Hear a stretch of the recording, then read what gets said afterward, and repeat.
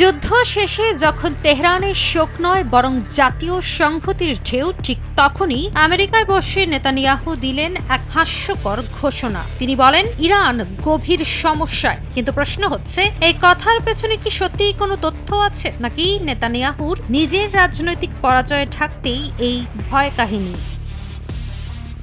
ওয়াশিংটনের প্রলয় ঘনিয়ে আসছে আর তেল আবিবের চাপে চূর্ণ হয়ে যাচ্ছেন নেতানিয়াহু নিজেই। এমন অবস্থায় মার্কিন সংবাদ মাধ্যম ফক্স নিউজের ঘণ্টাব্যাপী সাক্ষাৎকারে ইরান নিয়ে বিস্ফোরক মন্তব্য করেছেন ইসরায়েলি প্রধানমন্ত্রী বেনিয়ামিন নেতানিয়াহু। তার দাবি, ইরানি শাসন ব্যবস্থা নাকি এখন গভীর সমস্যায়। কিন্তু বাস্তবতা ঠিক বিপরীত। ইরান ইসরায়েল যুদ্ধ শেষে যখন বিশ্লেষকরা দেখছেন ইরান জুড়ে সরকার পক্ষের পুনর্মিলন ও জনসমর্থনের জোয়ার, তখন নেতানিয়াহু সেই ঘটনাকে উল্টো উপস্থাপন করছেন। তিনি বলছেন, যদি ইরান 3টি শর্ত মেনে নেয় তবে সেটি হবে একটি ভিন্ন শাসন ব্যবস্থা, আর যদি না মানে তাদের নিজেদের সংকটেই ঘুরপাক খেতে দিতে হবে। এ বক্তব্যে নেতানিয়াহুর অহংকারী ভঙ্গি ও একচোখা নীতির ছাপ স্পষ্ট। তিনি ইরানকে যেভাবে সন্ত্রাসের উৎস হিসেবে তুলে ধরছেন তা যে একেবারে পক্ষপাত দুষ্ট ও রাজনৈতিক উদ্দেশ্য প্রণোদিত তা বুঝতে জ্যোতিষী হওয়া লাগে না। বিশেষ করে যখন তিনি দাবি করেন ইরান 1 বছরের মধ্যেই পারমাণবিক অস্ত্র পেতে পারত যদি ইসরায়েল বা যুক্তরাষ্ট্র বাধা না দিত। অথচ IAEA ও মার্কিন গোয়েন্দা তথ্য বারবারই বলেছে ইরানের ইউরেনিয়াম সমৃদ্ধকরণ পর্যবেক্ষণ রয়েছে এবং অস্ত্র তৈরির মতো গোপন কর্মসূচি নেই।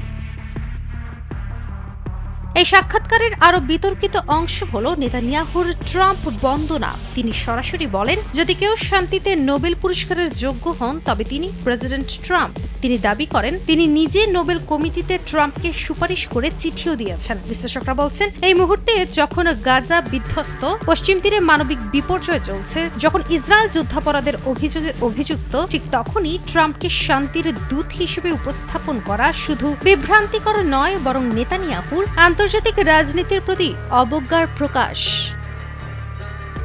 টানা 7মবারের মতো বেস্ট টিস্যু পেপার ব্র্যান্ড হিসেবে স্বীকৃতি পেয়েছে বসুন্ধরা টিস্যু। আসলে নেতানিয়াহুর এই সাক্ষাৎকার এক অর্থে একজনের চাপে পড়া রাজনীতিকের মিডিয়া স্টান্ট। তিনি জানেন মধ্যপ্রাচ্যে ইসরায়েলের একচেটিয়া আধিপত্য চ্যালেঞ্জের মুখে পড়েছেন এবং ইরান এখন আর একা নয়, বরং চীন, রাশিয়া ও অঞ্চলের অন্য শক্তিগুলোর সমর্থন তার পাশে। ইরান যদি সত্যি গভীর সমস্যায় থাকতো তাহলে তা বোঝাতে নেতানিয়াহুকে এতটা ব্যাখ্যা দিতে হতো না। বরং এই মুহূর্তে আন্তর্জাতিক মহলের প্রশ্ন হওয়া উচিত, কে সমস্যায় আছে, ইরান না নেতানিয়াহু নিজেই? কারণ রাজনীতি যখন ভয় দিয়ে চলে তখন সবচেয়ে ভয় পায় সেই শাসক যার আসনটাই কাঁপছে। কাজী অহনা, নিউজ 24।